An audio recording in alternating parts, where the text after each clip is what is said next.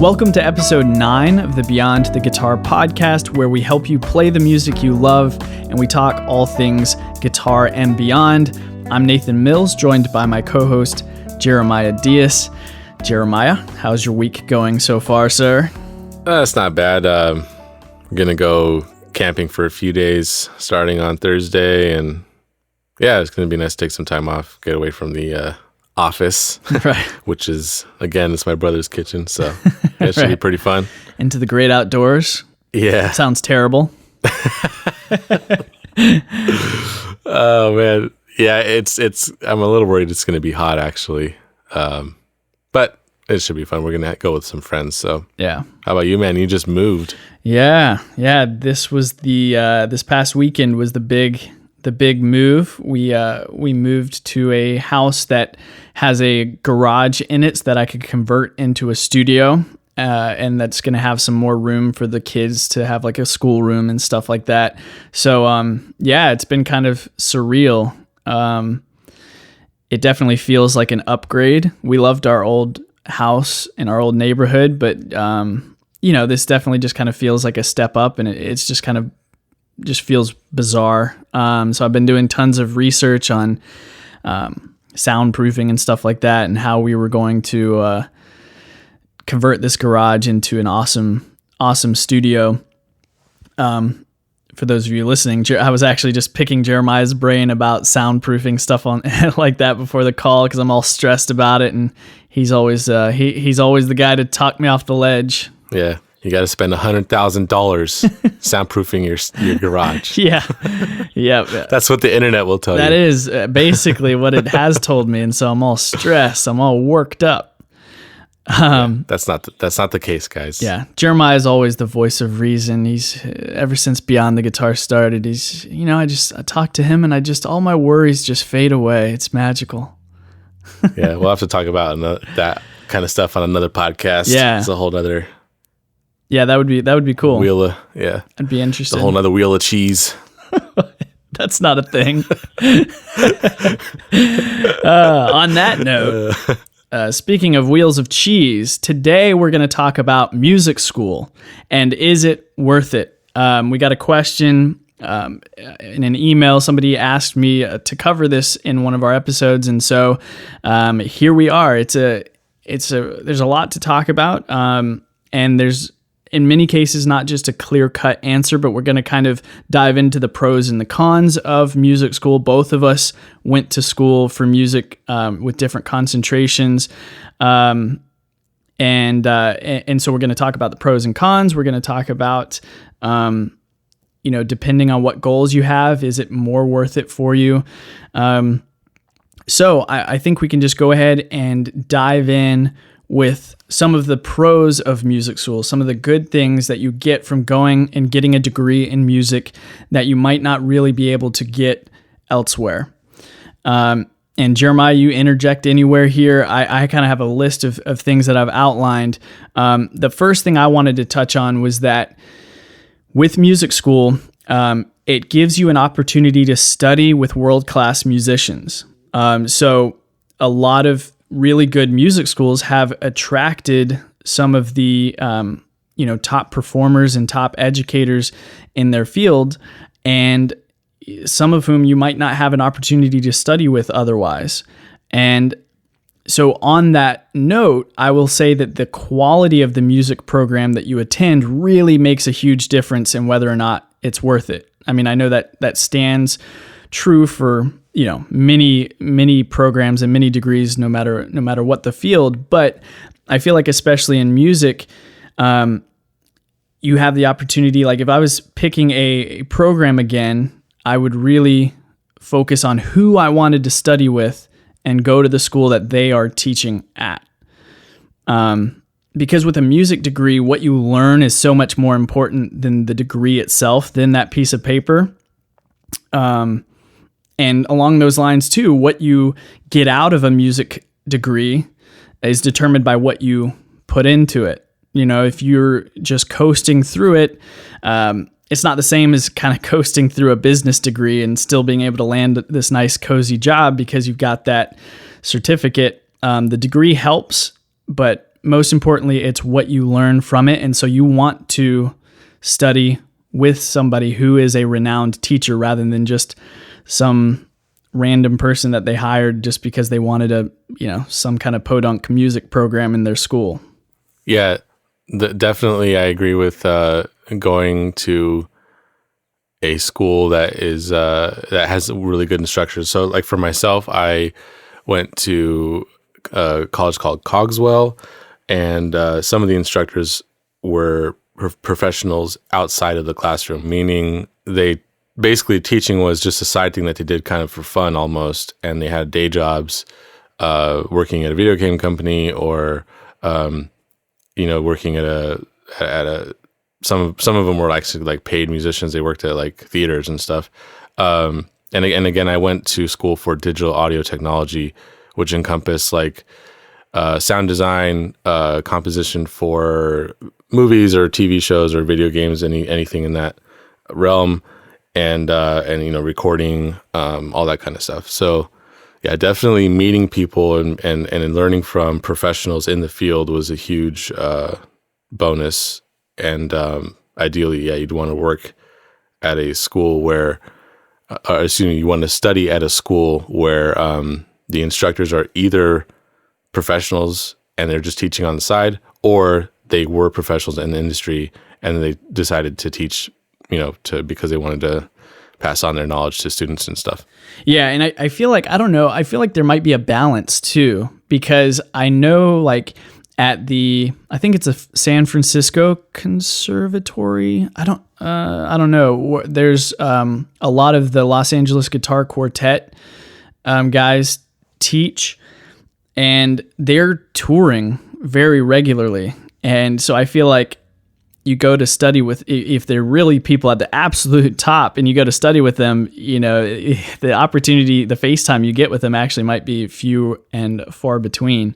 So I don't know from personal experience how that works out, but I feel like maybe there's kind of a balance you want of like quality versus how much time you actually get to be with them.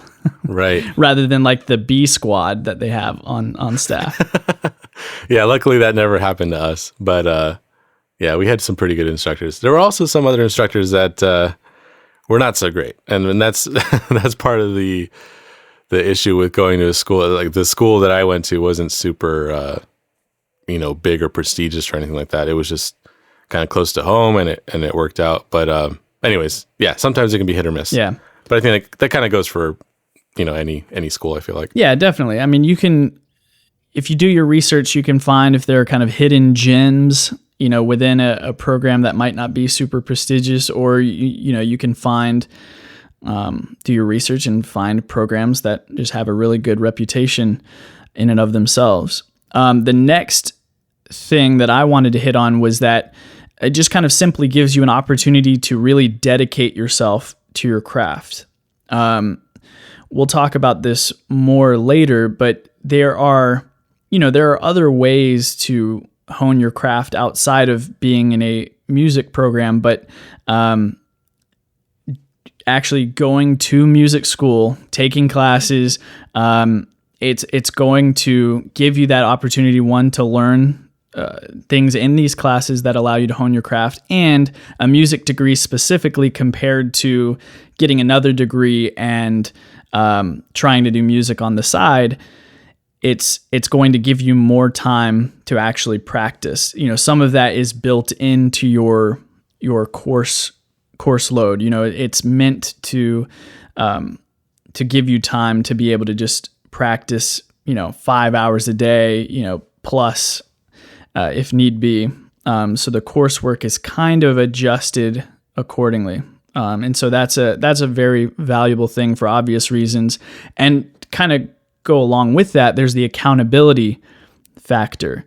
Again, if you were to go and just try to hone your craft outside of a music degree, it's very possible, and there's lots of things that you can do on your own, but you're relying on your own self-discipline and your own focus and your own ability to kind of structure your own curriculum and what you need to learn, and a lot of that, which is, again, doable, but it takes that discipline. And so having accountability in a music program means you've got recitals to prepare for that are going to keep you pushing throughout the semester. You've got classmates that are pushing you and inspiring you because you don't want to be the one that's falling behind. You've got teachers who are investing in you and who are keeping track of your progress. You've got juries that you've got to perform for. All these things that just come together to build this really powerful accountability, which is really important.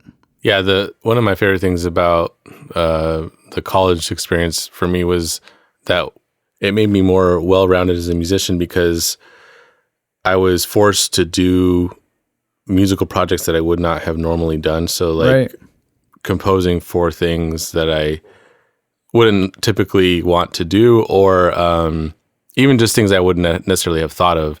And like, for example, when you're composing something for like a commercial or a short film or a film or a video game, a lot of the times the music can be very it by itself, it might not make any sense. Like, cause you have to phrase things a certain way for it to match, the emotions or whatever's going on screen, or you have to like cut it off short because the scene is going to end, and it might, you just have to do all kinds of different things that you wouldn't normally do if you were just simply writing a piece of music without any restrictions. So restrictions can be obviously frustrating, but they're really good exercises to learn how to create like a good piece of music with those constraints. And it's kind of like what you mentioned a while back, Nathan, with Vine, where you were having to create like little short 6-second pieces of music. It's like a really hard exercise, but it's actually very interesting to see how you can actually come up with like cool stuff like that. It's 6 seconds long. So yeah, that aspect of the college experience where it's just like being grown in all different areas that you weren't necessarily anticipating was really really beneficial. Yeah, that's a really good point, because I was actually thinking of that as more of a con initially. When I was thinking about this, I was kind of thinking like you spend a lot of time doing things that might not pertain to exactly what you want to focus on, but I think you said it really well. There's a lot of good that comes from that, because it does. There's so many transferable skills that you can learn from things that might not be your direct focus, and again, just broadening your scope as a musician or as a composer by focusing on different things or having different challenges that you might not have focused on otherwise. That's a really good point. So it's not as black and white as I was kind of initially thinking through. So yeah, that's really good. You touched on this really briefly before, but I think the last main pro that I had was networking and opportunities. So in some schools, again, are better at this than others, but all schools will afford you some form of networking, whether it's just among your classmates who will then go off, hopefully into the industry, and maybe opportunities will come up from that, or from your professors who, like you were talking about, many of them are going to be working professionals in the industry. And then the concerts and festivals and competitions and things that schools often put on also open up more opportunities for networking. So there's a whole system there that opens up opportunities to meet people there. And then again, when I mentioned networking and opportunities meaning for potential gigs or jobs, whether it's through these connections that you make. Lots of times in my program, the head of the guitar program, when people locally would reach out to the university, for example, if they needed a musician for a certain job or certain gig, they would reach out to the university, and then the professors would kind of pitch them different students. And so many opportunities that I've had have come from my school, and those can vary in scope. That can be as small as one gig, or down the line that could look into. I actually think it was recently I got referred for an adjunct professor teaching position at a university, but it's kind of out in out in the boondocks in Virginia, it'd be like an hour and a half commute, and other things. For various reasons, I didn't take it. But again, that came from my old professor referring me. And so that is another real benefit of going to music school for sure. Yeah, that's probably one of the biggest regrets I have about college is I was kind of naive and didn't realize how tough the job market would be for audio. So going back, and the advice I would give people, if you are going to school for something like audio, and as Nathan was saying, even, classical guitar or whatever it is, I definitely would have pressed my instructors more about connections and asking them if they have any jobs, if they have internships, because they would say those things and be like, hey, yeah, advise and stuff like, yeah, we have internships, or ask your instructors about internships or whatever it is. And I was just kind of like, oh, well, once I graduate, I'll have time for a job or an internship or whatever. But the reality is that when you're a student, people look at you differently and jobs look at you differently. And this is one of the things that our audio mastering and instructor told us, is that if you let people know you're a student, they immediately look at you in a different light. And I don't know what it is, but you're way more hireable, or at least way more, I guess, qualified in a certain sense to get an internship. Whereas once you're graduated and you're looking for a job, it's weird. It's different. People aren't as readily eager to hire you, I guess, or eager to give you that internship, because I think with students, there seems to be this kind of understood grace that you're going to give this person. So if they're not like perfect at their job yet, or if they're not well learned in their area, then you're more likely to kind of cut them some slack. And, even if it's just like going and getting coffee or whatever, you're going to be exposed to so much. And so I really regret not pushing my instructors for work or internship opportunities. Just definitely something that I would have changed about the college experience. So that's some advice that I would give people. Yeah, that's really good, because I think, like I said, there are networking opportunities, and there are ways to get opportunities from the faculty and things like that. But like Jeremiah is saying, sometimes you have to still pursue those, right? You can't just expect those to necessarily fall in your lap. And I do think that's a big thing that people run. I definitely experienced that as well in my degree program, where you run the risk of not really thinking so much ahead about your career, right? You think you're going through the paces, you're getting your degree, you are honing your craft. Maybe you're not just slacking off, you're actually working and honing your craft, but you're still not taking those extra steps to help your chances of getting work after college. It's not just going to happen just because you have a degree. And so taking those extra steps, like Jeremiah is saying, and pursuing those internships or pursuing those networking opportunities is really huge. And so I think that's one of the big overarching lessons in this whole talk, is that if you are considering going to music school, whether or not it's going to be worth it for you largely depends on what you do while you're there. So not coasting, right? There were definitely people that I went to school with who did barely practiced. They were there basically to get the degree. That's not going to bode well for them when they get out of school. So what work you put in, and then making those opportunities for yourself as well, all of that goes a long way in determining whether or not the music school is going to be worth it.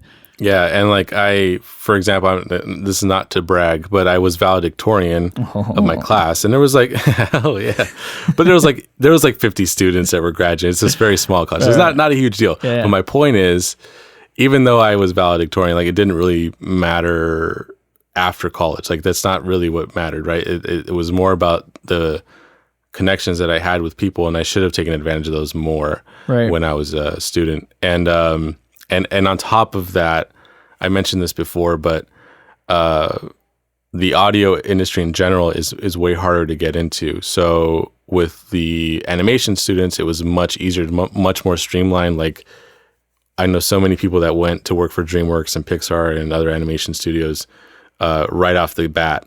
But for audio, it's just way different. And so, it's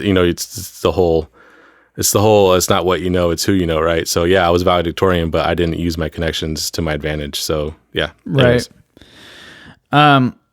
So moving on to cons, the most obvious con is that it's daggone expensive. Yeah. I mean, any going to college for anything is crazy, ridiculous expensive. So if you're going to have to take out some insane student loans, I would say, at least as far as the fields of music jobs that I'm familiar with, Jeremiah, you might say different as far as the sound side of things. Honestly, I would say it's probably not worth it. If you're going to have to take crazy student loans that are going to be following you for years, it's not like going to med school where you're going to come out and be making, multi six figures. More often than not, you're not going to make crazy money. Again, it depends. There's a huge ceiling. But just speaking from my own personal, if I was to kind of look back and knowing kind of the job scope of things, I would be really hesitant to go to music school if I knew I was going to have to take out massive student loans. Jeremiah, I don't know if you would agree, because again, more in those sound, the sound industry and studio work and things like that, it might be more necessary. Like, you absolutely have to have a degree. I don't know. But based on the expense, what do you feel like? Yeah. I mean, it's hard to say. With audio, it's way more scientific, and then there's a lot of practical things that you learn in college. I mean, there's so many online courses now too that I haven't even looked at, because I already studied stuff. But I know there's a lot of online courses you can take that are way cheaper. Right. So the ability and things have changed a lot since we went to school too, right? Even just YouTube itself has exploded. Yep. And then the online course, whatever fields or what, I don't know what you call it. Online courses have exploded as well in the last 10 years. Yeah. What did we graduate in 2011 for our bachelor's? Yep. So the access to things is just so vast. So with audio, I mean, I think just doing work, starting with, everyone has a laptop, or most people.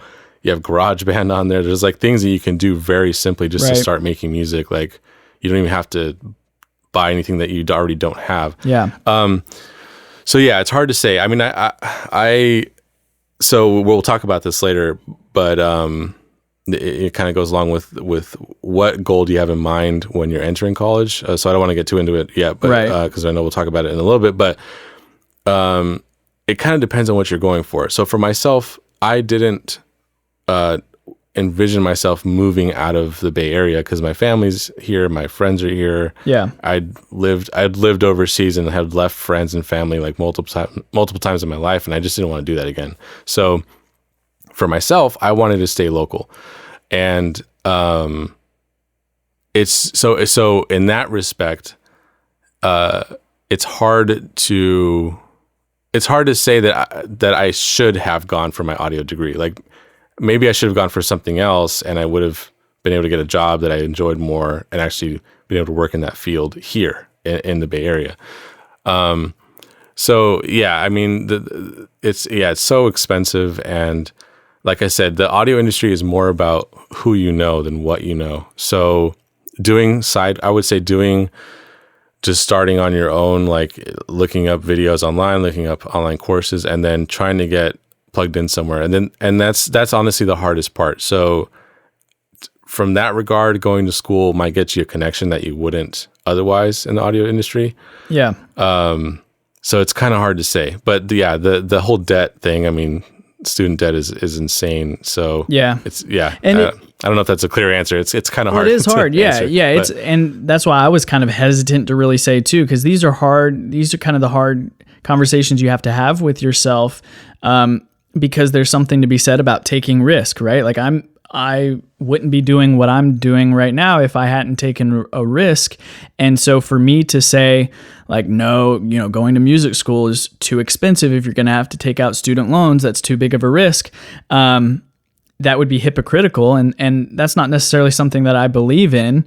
So, I can kind of, based on my experience, give some kind of recommendations as like, yes, this is a factor that you need to consider for yourself. It might not be worth it if it's going to be, if you're going to have to take tons of student loans out. But again, you might weigh that risk and say, you know what, I'm willing to take that for the chance of, these opportunities that the music school can offer. But we just want to kind of make you aware of all the factors that are at play. And again, like you were touching on, we'll talk about this more later, but the environment has changed very much. Like I wouldn't, I don't know, 10 years ago, even maybe, or, I wouldn't tell somebody that, maybe it's not such a great idea to skip out on it. Like you really need to go to music school, because there were less other resources at people's disposal back then. Like you said, with online courses and things like that we'll talk about more later, there is more accessibility now. So that's why we can have this conversation now, because even though there are clear benefits to going to music school, it's not the only way. Another con that I put down here was that you do end up wasting a lot of time, in my opinion, taking unnecessary classes that hamper your ability to really hyper focus on whatever your specific goals are. So this is kind of what I was talking about before when Jeremiah kind of presented the other side of the coin to an extent. So there's some gray area here. There is some benefit to exposing yourself to different things that you might not initially be interested in. But I'm talking about, like, number one, general education. In my opinion, like, the majority of that is a huge waste of time. Like I took my senior year, I was like, it's like high school. It's like high school all over again. Right. I mean, there's so many courses that you just really don't need. I took a physics class that I never use any of that information. I took in my senior year, I just needed a few more credits. So I found this Western film class where you literally just go in 3 hours a week and watch Westerns. And he does like a 30-minute critique on it or whatever, but like that was it. And you're paying hundreds and thousands of dollars for this stuff. In my opinion, you learn a ton of irrelevant music theory. And again, we'll talk about this more, but it depends on what your goals are. But for what I've ended up doing, and for what many people end up doing, a lot of the music theory that you need can be covered much more briefly than what we did. We did 5 days a week of music theory. There was no other course that had that amount of frequency. And we had to do it for, I think it was 3 out of the 4 years. Wow, that's crazy. And a lot of that stuff ended up, getting into like 12-tone matrices and all this crazy stuff that I knew I was never going to use. Now, if you're going to be a music theory professor, or if you're going to be composing 20th century 12-tone music, I guess you would obviously need that. But for what I wanted to do, I was going for classical guitar performance. I did not need all of that music theory, and I could have spent that time better elsewhere. So again, a lot of the music theory is really beneficial, but so much of it was not. Then even music electives, there's a lot of other music-related courses that I had to take that might be fun or interesting. But again, if you're kind of counting dollars and counting hours, I would say a lot of it was not worth it for me. Like history of rock and roll, it was fun. It was it was an interesting class, but in the scope of my career, it played a very, very small part. Or conducting, right? I had to take a conducting class where I'd get up in front of the class and wave my arms around. And again, if you're going to be a choir director, very beneficial. I did end up using that. I mean, I've used that knowledge teaching small guitar ensembles and things like that.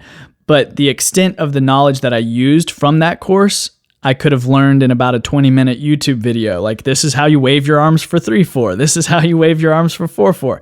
I didn't need the whole, like, how can you convey emotion through your body language as a conductor, and all this added stuff to it. And so things like that. I do think there's a lot of time waste.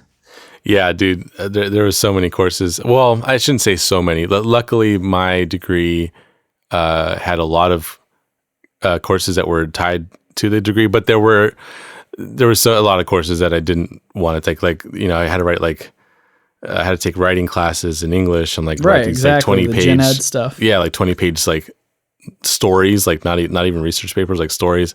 There was the research papers that you had to write for other gen ed stuff, and it's just such a drag. Yeah. But yeah. Yeah, I took 20th century British literature, where it was reading all this nonsense, all these nonsense poems and nonsense novels that were just way over my head, and it was just economics. There was some a foreign music class that I took, and some of it was interesting, but a lot of it was just sitting around listening to music that I just was not into. And I respect it, that's fine, but right.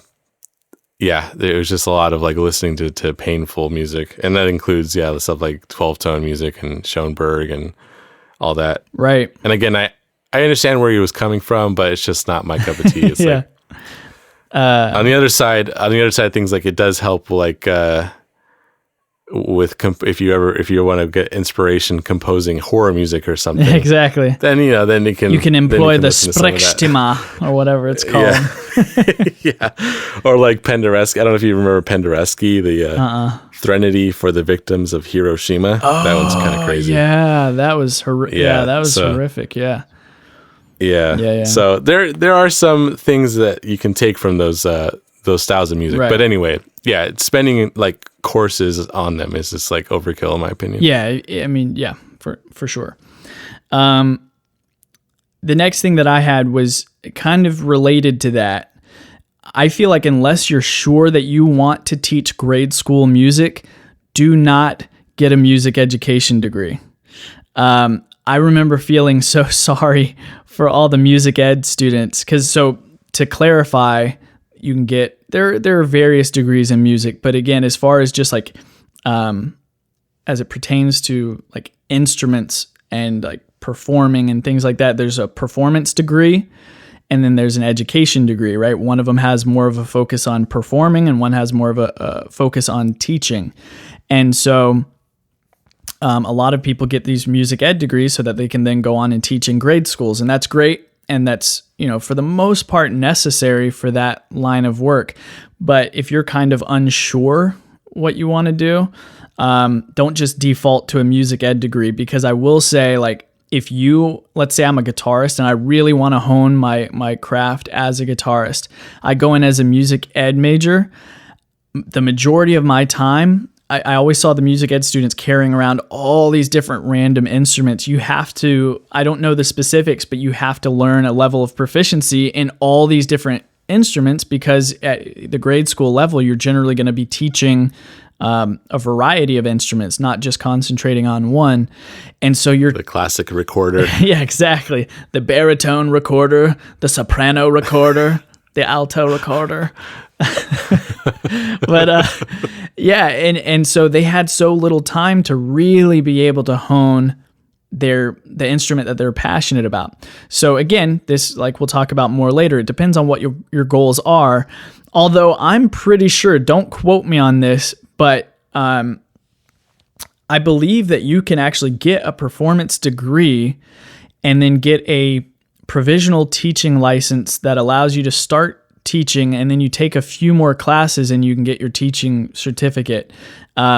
again, you have to do your research. I'm not 100% sure about that, but when I was teaching a guitar class in a middle school, they allowed me to start teaching there, even though I didn't have an education degree. And there were just some requirements. There were some courses I had to take. I don't remember how much because I didn't bother doing it because I was like, I'll teach here until my until my provisional license expires, and then I'll do something else. But I do think that there are other options out there as well that you might want to look into, because the other thing too is that teaching, I knew lots of people who ended up being in those degrees and having to teach instruments that they're not super familiar with.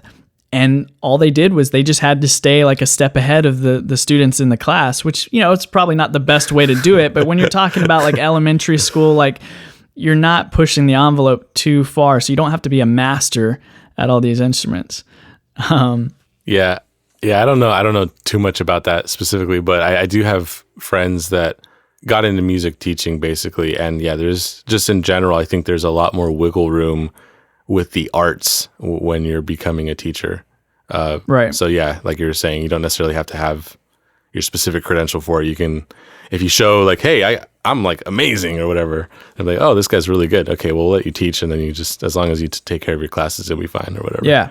Yeah. It's another example of where what you learn from your program often outweighs the piece of paper, the certificate, the degree itself. Yeah.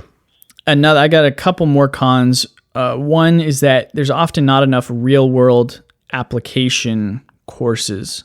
So courses about like, music industry and how to get jobs in the music industry and what different types of jobs there are in the music industry, or using social media as a musician and things like that. Courses that are really practical for the landscape of the industry right now. That's something that, looking back, I would have loved and would have been so valuable for me. And I do think some schools are doing better at that than others, but that was definitely one thing that was a con in my experience.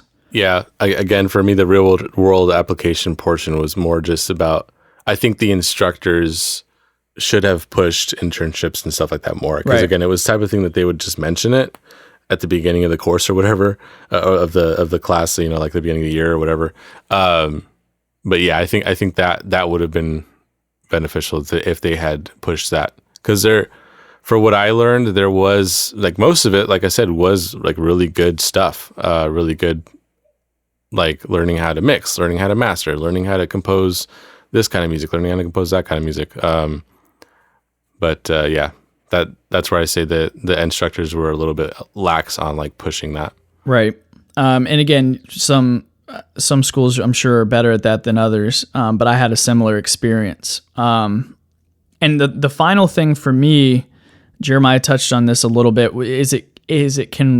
one con is that it can run the risk of giving you a false sense of security, in the sense that you feel like just because you're getting a degree means you're set. But again, just because you put all that time and money in, you are not guaranteed anything. You're not guaranteed to get a job when you get out of there. In fact, the majority of my classmates are not doing music full time now. And I don't say that to discourage anybody, because I went through all that crap when I was going through the program. I went through that, like, you tell people you're a music major and they give you that kind of like, oh, kind of look like, oh, you're never going to make $1. And so I'm definitely not about that. Like, there are so many opportunities to make a living in music today, potentially now more than ever. But a lot of it's maybe less traditional paths. But again, there are plenty of opportunities. Just because I say you're not guaranteed anything, I don't want that to discourage you in any way. But again, this is a factor. This is something you need to be aware of, because it will impact how you treat your experience going through music school. It's not guaranteeing you anything. So you need to make sure that you are practicing a lot, right? My professors always said, you're never going to have more time to practice than you do now. And I always kind of rolled my eyes. I still practiced a lot, thankfully, but it's very true. I mean, I do music full time now, and I don't practice as much as I did in school because you just, life gets busy. Yeah. And like we were talking about before, like making those opportunities, networking, things like that. Don't fall into that false sense of security. Yeah, I definitely had that. I touched on it already. Leaving college, or even in college, I was like, okay, I'll just put the work in here. I'll do the best I can. I had great relationships with all of my instructors, but I didn't realize the amount of work I should have been putting into the networking side of things. And I'm not saying you should be one of those people that is just like constantly looking for a way to like benefit from someone. Like, be genuine in your relationships. Like, don't just be a moocher. Right. But, people can tell that. Yeah. But at the same time, yeah, I definitely had this sense of like, oh yeah, I'll be fine. I'll graduate and then I'll be good. But I didn't realize what the job market was like. I didn't realize, a whole bunch of things. And so, yeah, definitely the amount of work you put into your craft is just as important as putting it into your networking, because that's where, if you're wanting to make money, that's where the money is. You have to get plugged in somewhere. Right.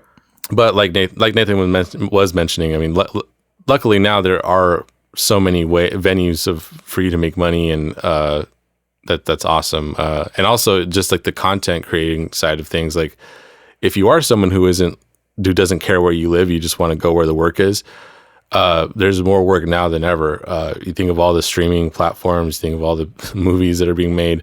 Corona, COVID, whatever has kind of halted that. But hopefully, if things get back to normal in the next year or whatever, there is. I've heard from many people, like, there's so much work out there now, compared to even just like I said 10 years ago. And yeah, so I have the same experience with friends. Most of them are not in the audio industry now, but again, I think had we played things a little differently, that could have maybe not been the case. Yeah. So let's move on now to kind of really specifying maybe a little bit more if music school is right for you or not. With all those pros and cons in mind, we touched on this a little bit before, but it depends on your goal. So we want to talk a little bit about maybe who music school is more important for and who it might be less so you can kind of weigh all those pros and cons based on what your specific goals are. So number one, I would say if you want to be a music professor at a university, it's pretty much required in the current climate of things. That's what I was initially, the path I was going. I was going to get my bachelor's, master's, doctorate, teach at a university. Because for the most part right now, even just getting a bachelor's isn't enough. Even getting a master's often is not enough. You've got to get the doctorate. All that can be circumvented if you're just, an absolute rock star, I guess, who's won tons of competitions and you're renowned across the world. But generally for most people, if you want to teach at a university, you've got to get a music degree. Similarly, if you want to teach grade school music, being a music teacher for, elementary, middle, or high school, generally you're going to need some type of music ed degree, unless you kind of circumvent it, kind of like what I was talking about before. There might be a workaround as far as getting a music performance, or, even maybe a different teaching degree or a different degree, and you might be able to get a certificate, but I'm not sure about that. So as far as I know, you need some type of music degree, at least to be safe in that world. And I would still say even just any job specifically within the traditionally classical realm of music, I would still probably look into getting a degree, because that does, in that world, it gives you kind of a sense of legitimacy. That is where that certificate does help you. Again, unless you're a total rock star that's known all over the world. Where I would say specifically for the industries that I'm familiar with, where the type of work that it's not as necessary to get a degree is if you're going to be some form of just independent musician, which, can take many shapes, like just a touring, gigging, freelance musician, private teaching, creating content online. Like I would put myself in this category. If you are going that route, it is definitely not a requirement. That's when you kind of look into the pros and cons and kind of evaluate for yourself based on your specific goals within that. But in that realm, it is most certainly not a requirement. Jeremiah, I don't know if you have anything to add to that specifically, or to kind of touch on how that plays out in the composing or kind of sound design world. Yeah, I would say, I kind of touched on this earlier, that degrees aren't that important because it's more about what you can do, right? So if you have a really good portfolio but you don't have a degree from somewhere, like I don't think anyone's going to care. Like they just care about what you can actually do, right? Right. And again, that's going to come from having access to those people. I mean, you can obviously like apply to stuff online, but like, yeah, you mentioned like what your goal is, right? So for myself, right, I wouldn't have recommended necessarily that I get the degree I got because I wasn't looking to move. But like if you don't care where you live, you want to go to LA or New York or wherever the industry is prevalent, where the jobs are for audio, then that's where you should go. Like that you should move there. Right. So yeah, it depends on what your goal is, but yeah, as far as like needing a degree, I would say that's probably not high on the priority list for people. It's more about what your portfolio is and what you can show that you can do.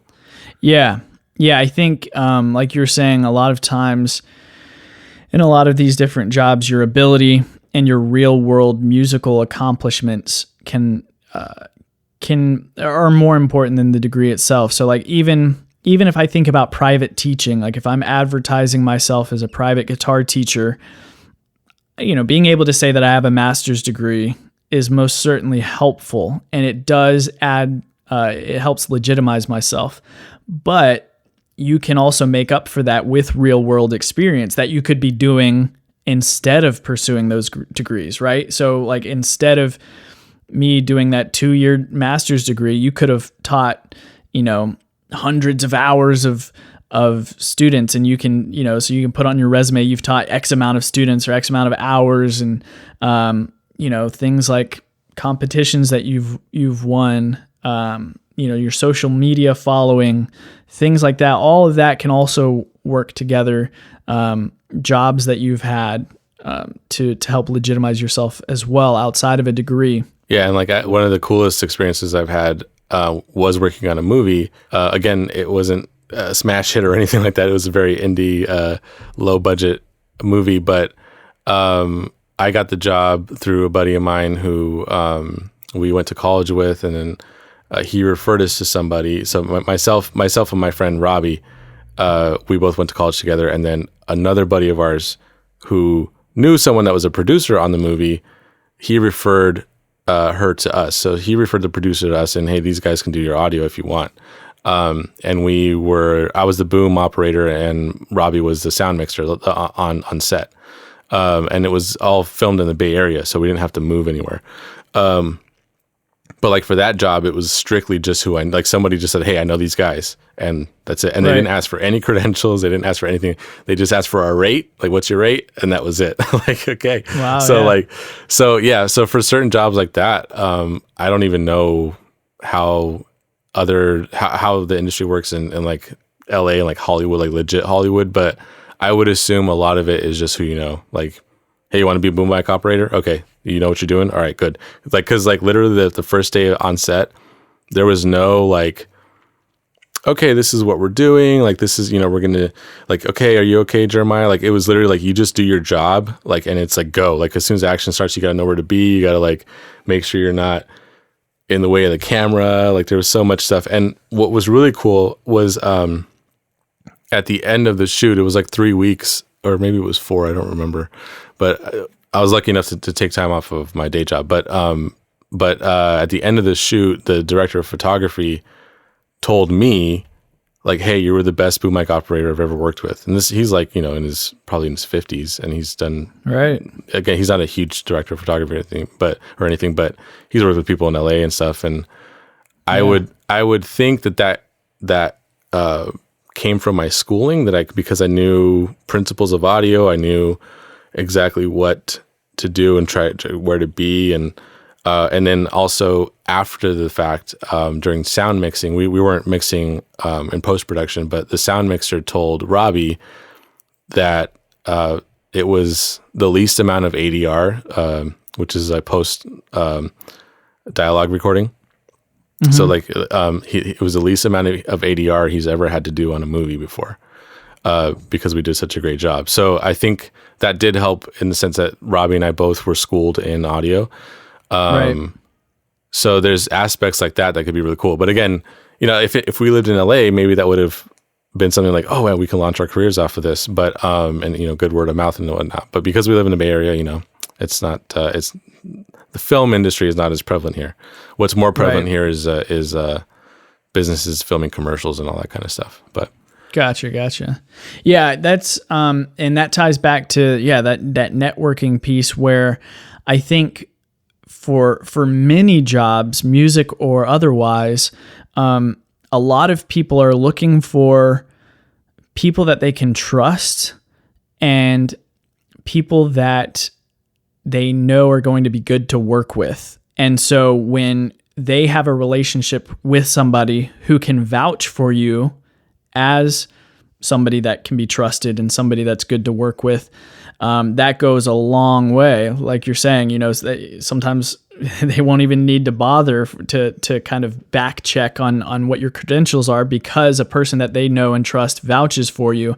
And so again, that speaks to the power of networking, and networking can be done in a music degree or without a music degree. Regardless, you still have to make those opportunities. Right. So yeah, that's really good. So, and for the kind of last few points here, I kind of went through and outlined for anybody today who wants to pursue a career as an independent musician, for example, or you want to pursue music, but you're looking for means to get into the industry without pursuing a music degree. Here's what I would do as an alternative method.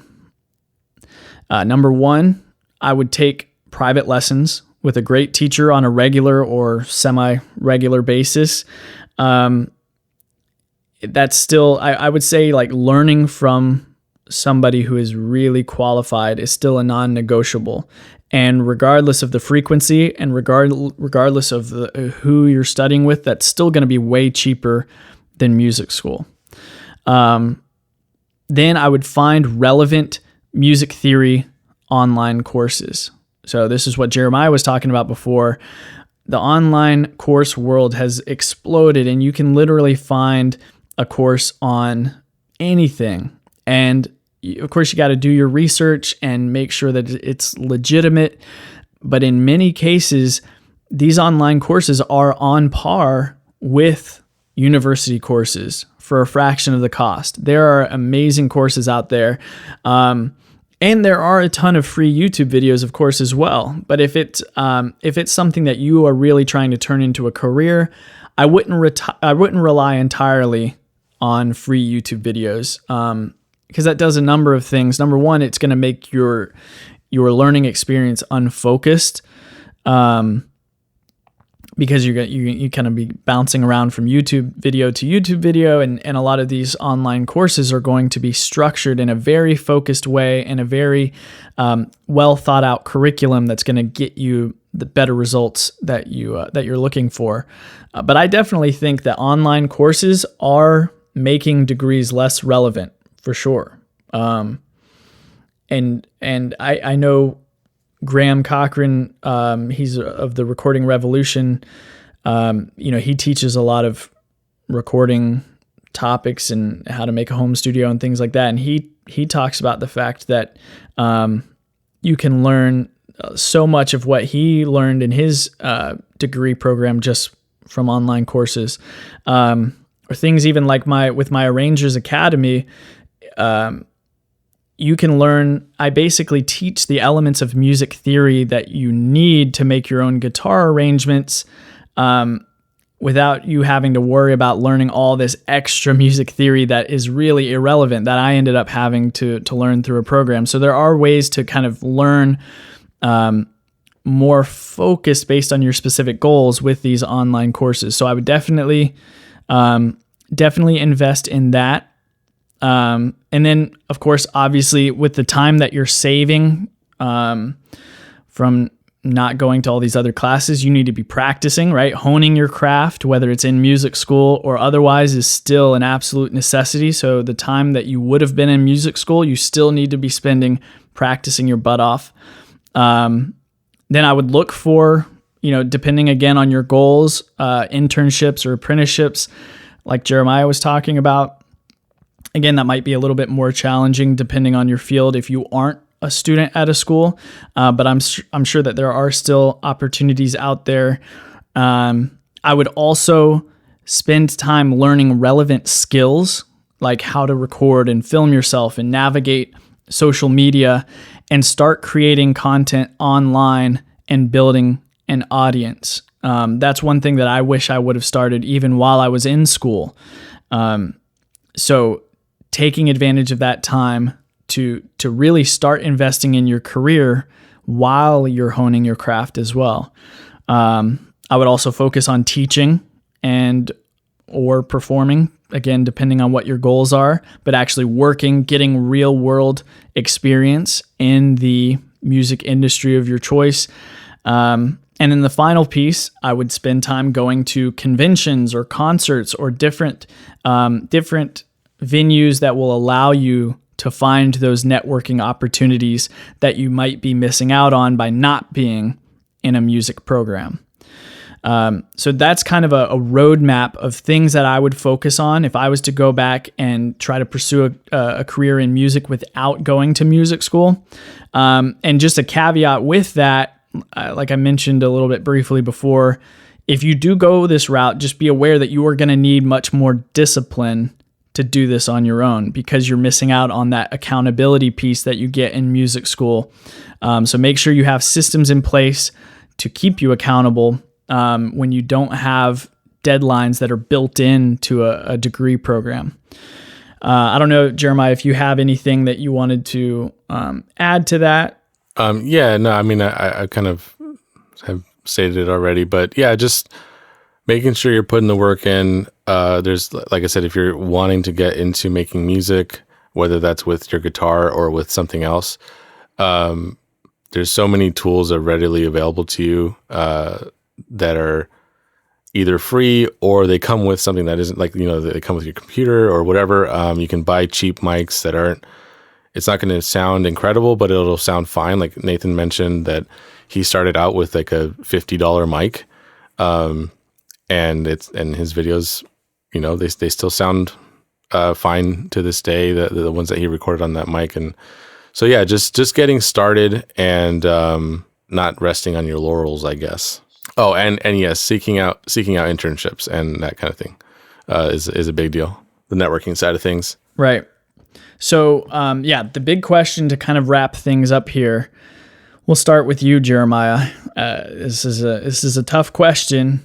But would you do it again?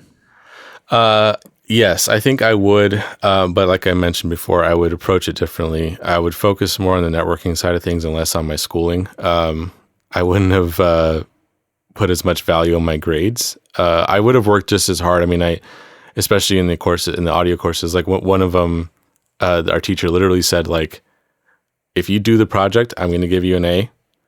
Whether it's aesthetically pleasing or whether I think it's good, quote unquote, good music. This is for, what was it for? I think it was for composition for film and video games or something like that. I don't remember. But anyway, basically he said, if you do it, if you give me something, I'm going to give you an A. How much work you want to put into it is up to you. And so I would still, try and do my best for the stuff that mattered to me, but I would have focused more on networking and trying to get into a job that way. for sure. So that's kind of the biggest piece and biggest piece of advice I would give people is just like, right. if you are going to go to school, make sure you're not spending thousands and tens of thousands of dollars just to get a degree. Like use that to actually get plugged in somewhere. And don't be as big of an overachieving nerd as Jeremiah was. Yeah, that's the lesson. Doesn't get you anywhere.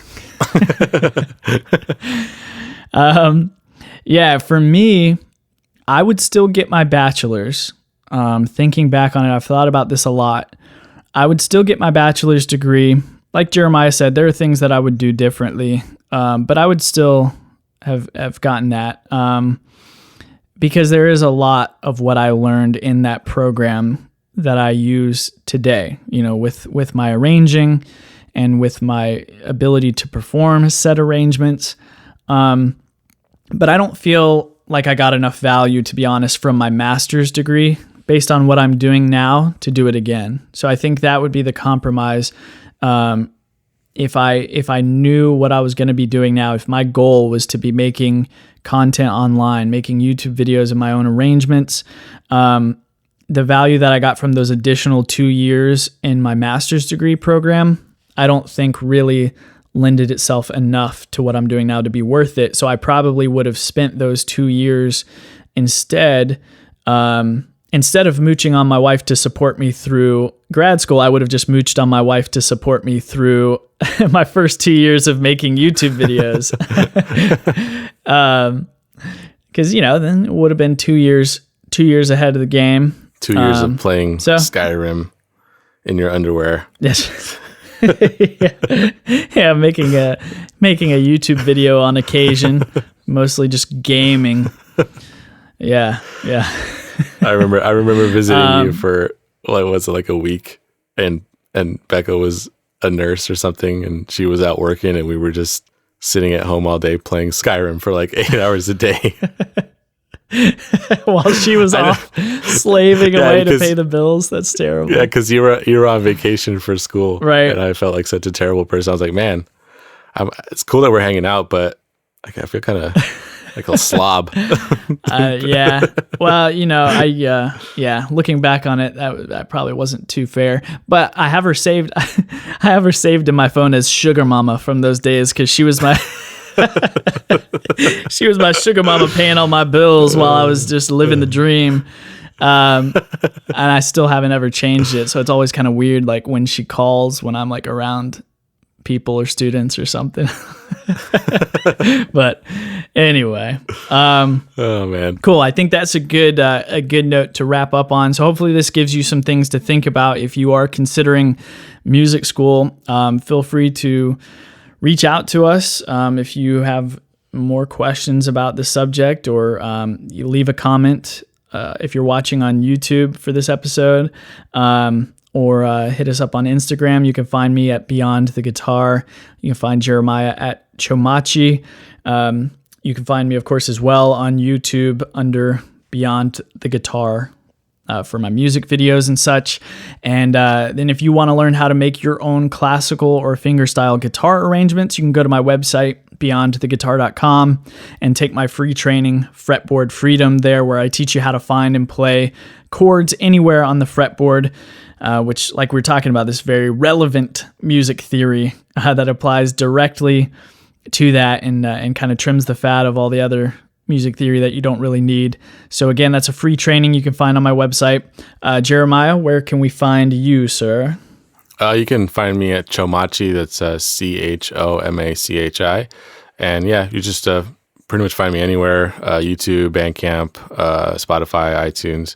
And I have a few tunes out. One of them's the little collaboration Nathan and I did for this podcast, the intro and outro music. And then I'm in a band as well. I play drums for a band called Junko, and we have a few albums out. So check any of those out if you want. Awesome. Well, as always, thank you so much for listening. Much love, and we'll see you in the next one.